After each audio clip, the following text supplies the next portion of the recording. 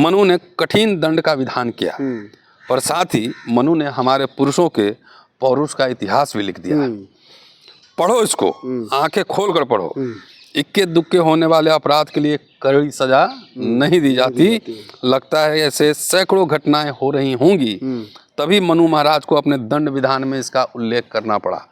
ये मनुस्मृति पर क्या जो बाबूजी का प्रहार है जो है बाबा साहब से कम थोड़ी है। अंबेडकर साहब ने तो 1951 के शेड्यूल कास्ट मैनिफेस्टो में साफ के लिख दिया है कि आरएसएस और हिंदू महासभा जैसी प्रतिक्रियावादी शक्तियों के साथ समझौता नहीं होगा। तो ये दलित लोग तो उल्टा ही काम कर रहे हैं। तो अंबेडकर को तो सर के बल खड़ा किया हुआ है दलित लोग। 27 में इसका मतलब जो मनुस्मृति जला रहे थे तो उस समय तो हिंदू ही थे। तो हिंदू हो के भी आप मनुस्मृति जला सकते हैं। जो आपको नीच गलीच समझे और उसका प्रतीक कोई ग्रंथ हो तो लोग जलाएंगे ही ना, चाहे जितना दमन हो जाए। कौन डरेगा फिर? जो मनुस्मृति मानने वाले लोग थे जो आज शासन में है 10 साल से, उनके पूरे आरएसएस के ऑर्गेनाइजर को उठा के देखिए, हिंदू महासभा, जनसंघ, इन लोगों ने संविधान का विरोध किया था। अंबेडकर नेहरू दोनों के पुतले फूके गए थे। ठीक है, बाबा साहब जब जलाए थे तो उनका एक स्टेटमेंट है जो मैं आपको सुनाता हूँ। उन्होंने लिखा है कि मनुस्मृति को भस्म करना असीम साहस का काम था। वो तो हिंदू धर्म के गढ़ पे ही प्रहार था। मनुस्मृति पहला जो है ना जबरदस्त हमला अंग्रेजी एजुकेशन ने लॉर्ड मैकॉले ने किया था।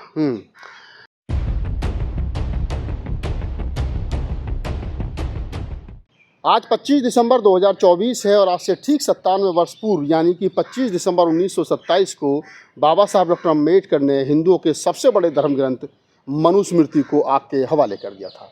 बाबा साहब डॉक्टर अम्बेडकर ने मनुस्मृति को जलाने के बाद में क्या कहा था और 97 साल के बाद में जब प्रचंड हिंदुत्व की सरकार मुल्क में चल रही हो और मनुस्मृति को लागू कर देना चाहते हों, तो इन 97 सालों की समीक्षा आज हम करते हैं प्रोफेसर रतनलाल के साथ में।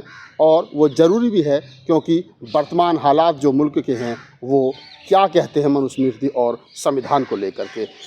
सर स्वागत है आपका। आज 25 दिसंबर है और आज ही से 97 वर्ष पूर्व डॉक्टर अम्बेडकर ने मनुस्मृति जलाई थी। थोड़ा सा बताइए कि वर्तमान में जो लोग मनुस्मृति लागू करना चाहते हैं वो क्यों करना चाहते हैं और बाबा साहब ने क्यों जलाई थी। चलिए शुक्रिया, पहले मनुस्मृति दहन दिवस की बधाई। जी आपको भी। और थोड़ा बाबा साहब से थोड़ा पहले लेके चलना चाहूँगा। जी मनुस्मृति पहला जो है ना जबरदस्त हमला अंग्रेजी एजुकेशन ने लॉर्ड मैकॉले ने किया था।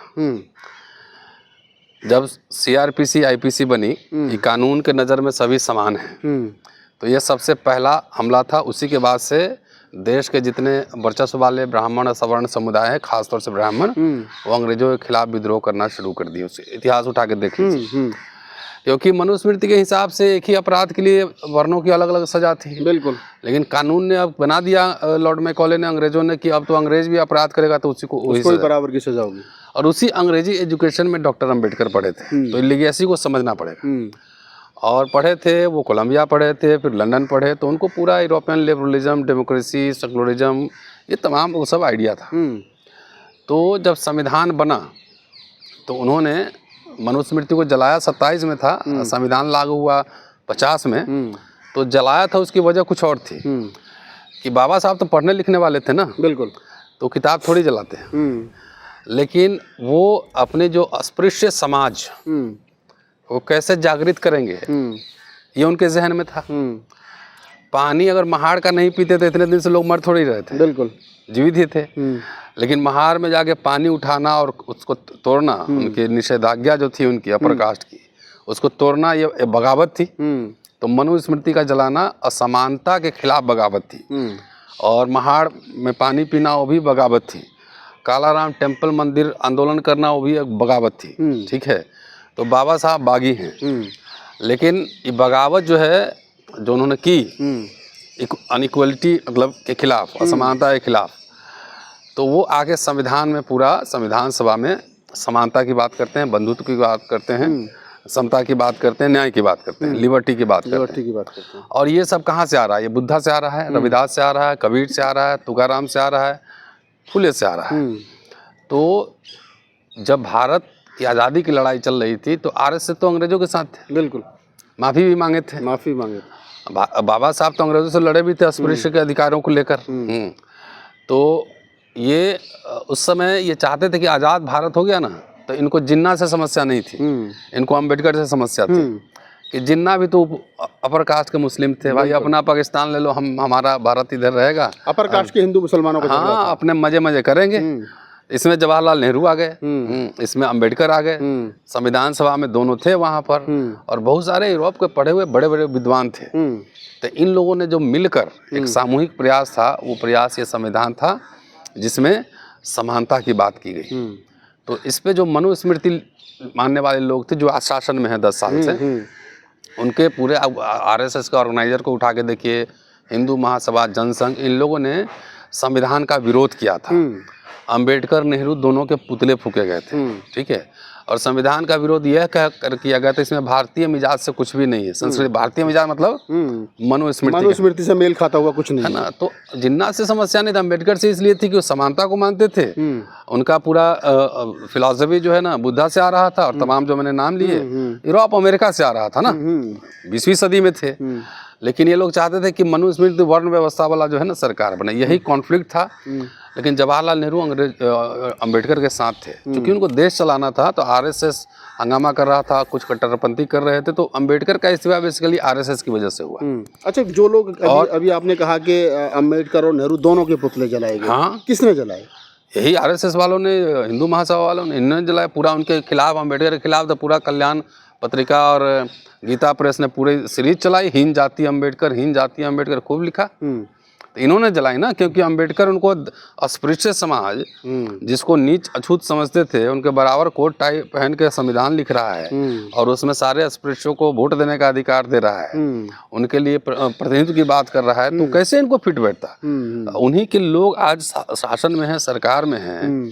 तो जो अभी तबीयत जो गड़बड़ा रही ना कि अंबेडकर फैशन हो गया है, और इतना भगवान का नाम लेते तो स्वर्ग जाते, तो ये कहना चाहिए था ना अगली बात कि अंबेडकर का नाम लेके नरक जाओगे। ये क्यों नहीं बोल रहे हैं? लेकिन मन में यही है, मन में वही है। ओरिजिनल जो अंदर था वो सब अंदर बाहर आ गया। बाबा साहब जब जलाए थे तो उनका एक स्टेटमेंट है जो मैं आपको सुनाता हूँ। उन्होंने लिखा है कि मनुस्मृति को भस्म करना असीम साहस का काम था, वो तो हिंदू धर्म के गढ़ पे ही प्रहार था। 1927 में जो महाड़ आंदोलन हुआ और जो मनुस्मृति जलाया गया, उसकी तुलना वो करते हैं फ्रांस की क्रांति से, और यूरोप में जो जन मुक्ति का आंदोलन हुआ था जिसमें बेसिले का पतन था, उससे तुलना करते हैं। और इसके बाद अस्पृश्यों की एक सभा हुई थी वहाँ पर, जिसमें कई संकल्प पारित किए गए थे। उसमें से एक संकल्प यह था कि न तो कोई मरे हुए पशु को उठाएगा, न खाल उतारेगा, और न ही उसके सड़े गले मांस खाएगा। तो इस संकल्प का दूसरा उद्देश्य था, एक तो यह था कि अस्पृश्यों में मान सम्मान, आत्मसम्मान, आत्म प्रतिष्ठा का भाव जगाया जाए। दूसरा उद्देश्य था हिंदू व्यवस्था पर करारा प्रहार। हिंदू लिख रहे हैं कि हिंदू समाज व्यवस्था श्रम के विभाजन पर टिकी है, वह हिंदुओं के लिए स्वच्छ और सम्मानजनक धंधे आरक्षित करती है, और घिनौने तथा घटिया धंधे अस्पृश्यों के मत्थे मढ़ती है। इस प्रकार वह हिंदुओं को यश का भागी बनाती है और अस्पृश्यों को अपयश का भागी बनाती है। संकल्प जो वहाँ संकल्प लिए गए थे, संकल्प हिंदू समाज व्यवस्था की कुचेष्टा के विरुद्ध था, और इसका उद्देश्य था कि हिंदू अपने घिनौने काम खुद अपने हाथों से करे। हिंदू करे। हाँ, और रेफरेंस है बाबा साहब वॉल्यूम जो है ना, खंड 10 पेज 162 166 ये है। तो ये एक तरह का धमाका था ना पूरा, कि आप अपने से अपना काम कीजिए, अपना खाल खुद उठा। आज ही मनुस्मृति दहन दिवस पर लोग मनुस्मृति नहीं जला रहे हैं। जला रहे हैं? नहीं, मतलब जलाने से डर रहे हैं कि सरकार है, मुकदमा कर दे। हाँ, लेकिन तब भी लोग जला रहे हैं। तब भी लोग जला रहे हैं। बाबा साहब ने उस जमाने में जला दी। अच्छा भाई, हिंदू कोड बिल जो बना तो हिंदू महिलाओं के लिए था ना, तो हिंदू लोग उसका विरोध क्यों? अपने माँ बहन को अधिकार नहीं देना चाहते थे ना, यही बात थी ना। तो ये समझना, बाबा साहब तो इसके खिलाफ विद्रोह किए, और विद्रोह हिंदू रहते किए। 1935 में उन्होंने कहा था ना कि हम हिंदू पैदा हुए लेकिन मरेंगे नहीं, और 56 में बौद्ध स्वीकार किए। लेकिन 27 में, इसका मतलब जो मनुस्मृति जला रहे थे तो उस समय तो हिंदू ही थे। तो हिंदू हो के भी आप मनुस्मृति जला सकते हैं, जो आपको नीच गलीच समझे और उसका प्रतीक कोई ग्रंथ हो तो लोग जलाएंगे ही ना, चाहे जितना दमन हो जाए। कौन डरेगा फिर? बिल्कुल। आप तो दो ही रास्ते हैं ना, या तो नीच गलीच बन कर रहिए, या आत्मसम्मान स्वाभिमान के साथ रहेंगे तो आपको प्रतिरोध करना पड़ेगा। जी। तो एक सवाल और निकल करके आता है कि अब जिन हालातों में देश चल रहा है, संविधान और मनुस्मृति में सीधा सीधा टकराव है आज की स्थिति में। ऐसी स्थिति में मनुस्मृति दहन दिवस मनाया जा रहा है। सरकार के पाले में बैठे हुए जिनको संविधान की वजह से राइट्स मिले, वो भी खामोश हैं, वो नेता भी खामोश हैं, और एक आम तबका जो है, जो ना तो राजनीति में है, ना कोई बहुत अच्छी मतलब मान सम्मान वाली पोस्ट पर है, वो कहीं ना कहीं नेता सभी क्या बात कर रहे हैं, तनखैया लोग हैं भाई। वो अम्बेडकर का एक पन्ना पढ़ा है, किस नेता की बात कर रहे हैं? अम्बेडकर साहब ने तो 1951 के शेड्यूल कास्ट मैनिफेस्टो में साफ लिख दिया है कि आरएसएस और हिंदू महासभा जैसी प्रतिक्रियावादी शक्तियों के साथ समझौता नहीं होगा। तो ये दलित लोग तो उल्टा ही काम कर रहे हैं। तो अम्बेडकर को तो सर के बल खड़ा किया हुआ है दलित लोग। इसलिए दलित समाज को चेतना चाहिए कि जात के नाम पर नेताओं को वोट मत दो, इनको खदेड़ो, इनको दौड़ाओ। ये चाहिए ना। आज़ादी के बाद बाबा साहब डॉक्टर अम्बेडकर जैसा कि 1956 में दुनिया से चले गए, बाबू जगजीवन राम एक बड़ा नाम रहा दलित राजनीति का। अब कुछ लोग उनको मतलब चमचा भी कहते हैं, कुछ गालियाँ भी देते हैं, और कुछ लोग मसीहा भी कहते हैं कि बाबूजी अगर ना होते तो दलित समाज में एक मध्यम वर्ग तैयार नहीं होता। उनका धर्म को लेकर के क्या मापदंड था? क्योंकि वो तो आजीवन हिंदू ही रहे, कभी उन्होंने तो धर्मांतरण किया नहीं। ऐसा है, एक तो हमारे लोग जो है ना, जो इस तरह के सोशल मीडिया पर हैं, और ख़ास तौर से बामसेफ जैसे संगठन के लोग या बसपा के लोग, न तो इन्होंने बाबू जगजीवन राम को पढ़ा है, ना बाबा साहब को पढ़ा है। ठीक है, अगर पढ़ते तो फिर ऐसी बात नहीं करते। दूसरी बात है कि आरएसएस जिससे लड़ाई अभी चल रही है, हिंदू राष्ट्र बनाम भारतीय गणराज्य, तो आपने कभी सुना है कि आरएसएस हिंदू महासभा, बसपा का या फिर बामसेफ का, ऐसे संगठनों का कभी आलोचना कर रहा है? क्यों? कभी नहीं। खेल है ना, इनकी आलोचना वो नहीं कर रहा है।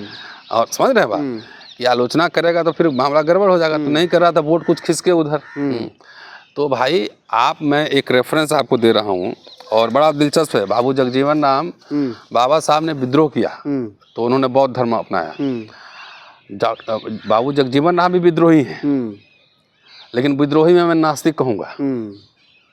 उन्होंने धर्म स्वीकार नहीं किया, और बाबा साहब से उनकी बात हुई थी धर्मांतरण पे। उन्होंने बाबा साहब को कहा था कि बाबा साहब, बौद्ध धर्म स्वीकार करने से भी जो है ना जाति व्यवस्था जाएगी नहीं, परिवर्तन होगा नहीं। ये उन्होंने कहा था, मैं पेज नंबर भी बता दूंगा इसका। और बौद्ध धर्म को लेकर अपने रिजर्वेशन थे, जो बाबू जगजीवन राम कह रहे, तो बात सही भी है कि बौद्ध धर्म जो स्वीकार कर ली है, क्या उनकी जातियां खत्म हुई? नहीं हुई। तो अगर भाई डॉक्टर अंबेडकर इलेक्टोरल पॉलिटिक्स में वैसे नहीं थे जैसे जगजीवन, तो पार्टी के थे, उनको सब जात का वोट लेना था। बिल्कुल। लेकिन उनके भाषणों को अगर पढ़ेंगे आप, कैबिनेट मिनिस्टर पर रहते हुए जातीय भेदभाव, हिंसा पर उन्होंने बहुत, जैसे अंबेडकर भाषण देते थे उसी तरह का भाषण उन्होंने दिया है, बगैर डरे हुए, वोट के लालच में नहीं। जो उनको कहना था खूब दबा के बोले हैं, चाहे वो कैबिनेट मिनिस्टर रहे हों चाहे नहीं रहे हों, विपक्ष के नेता रहे हों, लगातार समाज व्यवस्था पर डॉक्टर अंबेडकर जैसे प्रहार करते थे, उसी तरीके से प्रहार करते रहे। मैं एक कोटेशन आपको बता देता हूँ, बाबू जगजीवन राम का भाषण है। वो कह रहे हैं, और ये आप ही के उत्तर प्रदेश का है, मैनपुरी का, 18 मई 1984 का दिया गया भाषण है। उसमें कह रहे हैं, मेरी खराबी यही है कि इतिहास पढ़ता हूँ, धर्म को पढ़ता हूँ, तो उसमें यह देखने का प्रयास करता हूँ कि हमारे वर्ग के साथ क्या हुआ, मतलब अछूत के साथ क्या हुआ, श्रमिकों और शोषित के साथ क्या हुआ। बौद्ध धर्म के नए सिद्धांत, समता की आवाज ने सर्वहारा समुदाय को अपनी ओर आकृष्ट किया। लाखों लाख लोग बौद्ध बने। जब उन लोगों ने देखा कि यहाँ भी निहित स्वार्थ का, राजाओं और पूंजीपतियों का वर्चस्व है, तो निराश हुए। बौद्ध धर्म के प्रति उनका आकर्षण शिथिल हो गया। फिर वे आर्यों के आगमन के पूर्व के अपने धर्म को जागृत करने में लग गए। वैदिक और श्रमण दोनों संस्कृतियों से अलहदा, कि मतलब हड़प्पा काल में जो धर्म था उसकी तलाश में लग गए। ये उनकी अंडरस्टैंडिंग है धर्म को लेकर। और वाकई बौद्ध धर्म स्वीकार करने के बाद जाती है, चाहे ईसाई धर्म चाहे मुस्लिम, कोई भी जाति हमेशा साथ में। आगे लिख रहे हैं कि हमारा इतिहास मिटा दिया गया है, पराजितों का इतिहास रहने नहीं दिया जाता, लेकिन आर्यों ने अपना जो इतिहास लिखा है उसी में हमारा इतिहास है। उनके इतिहास की पंक्तियों के बीच हमारा इतिहास झांक रहा है। मनु को कहना पड़ा है, अगर एक अस्पृश्य किसी ब्राह्मण लड़की के साथ संभोग करे तो उसको कड़ी से कड़ी सजा दी जाए। मनु ऐसा क्यों कह रहा है? इसलिए कि अस्पृश्यों की ओर आकृष्ट होने के बहुत उदाहरण मिले होंगे। मनु ने कठिन दंड का विधान किया, पर साथ ही मनु ने हमारे पुरुषों के पौरुष का इतिहास भी लिख दिया। पढ़ो इसको, आंखें खोल कर पढ़ो। इक्के दुक्के होने वाले अपराध के लिए कड़ी सजा नहीं दी जाती। लगता है ऐसे सैकड़ों घटनाएं हो रही होंगी, तभी मनु महाराज को अपने दंड विधान में इसका उल्लेख करना पड़ा।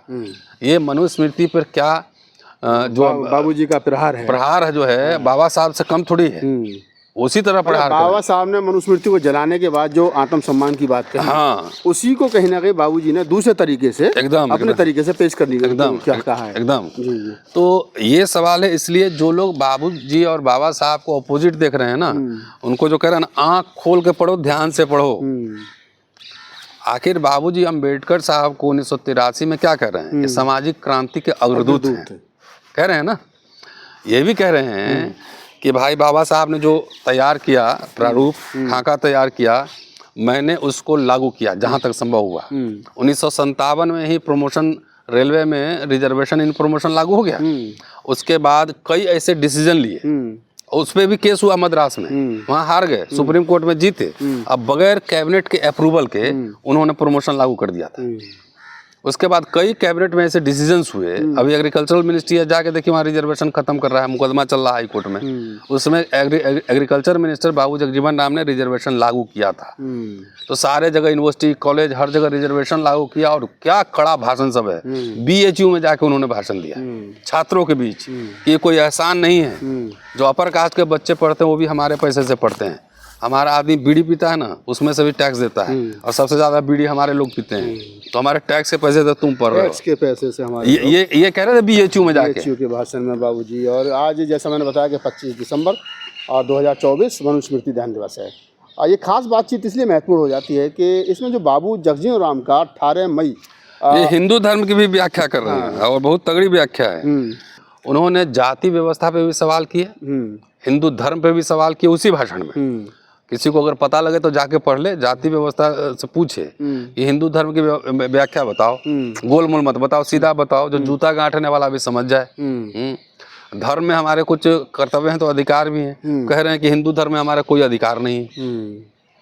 वो तो कह रहे हैं कि हिंदू धर्म से मुझे क्षत्रियों को भी मुक्त कराना है और शंकर को भी मुक्त कराना है, ये बात कह रहे थे। आज का नेता जो है ना, वोट के डर से हमको सबका वोट लेना है, सबका वोट लेना है, डर के मारे बोल नहीं रहा है। यहाँ कैबिनेट मिनिस्टर, कांग्रेस का कैबिनेट मिनिस्टर भाषण दे रहा है, इतना बड़ा स्टालवर्ट आदमी भाषण दे रहा है और डर नहीं रहा है, ये बात है। तो आज की ये बातचीत इसलिए महत्वपूर्ण है क्योंकि आज 25 दिसंबर 2024 यानी मनुस्मृति दहन दिवस है। साथ ही साथ हमने इस बातचीत में बाबू जगजीवन राम के उस भाषण को कोट करने की कोशिश की है, बताने की कोशिश की है, जो 18 मई 1984 को उत्तर प्रदेश के मैनपुरी में दिया गया था। इस भाषण के जो कुछ अंक आपको बताए गए हैं, कि आपको नहीं लगता ये वही भाषा है, वही आँख में आँख डाल करके बात करने का एक लहजा है जो बाबा साहब डॉक्टर अम्बेडकर ने मनुस्मृति जलाते वक्त कहे थे? तो क्या बाबूजी और बाबा साहब की ये समानता आपको कैसी लगती है और उसके बारे में आपकी क्या प्रतिक्रिया हमें कमेंट सेक्शन में बताइए। धन्यवाद।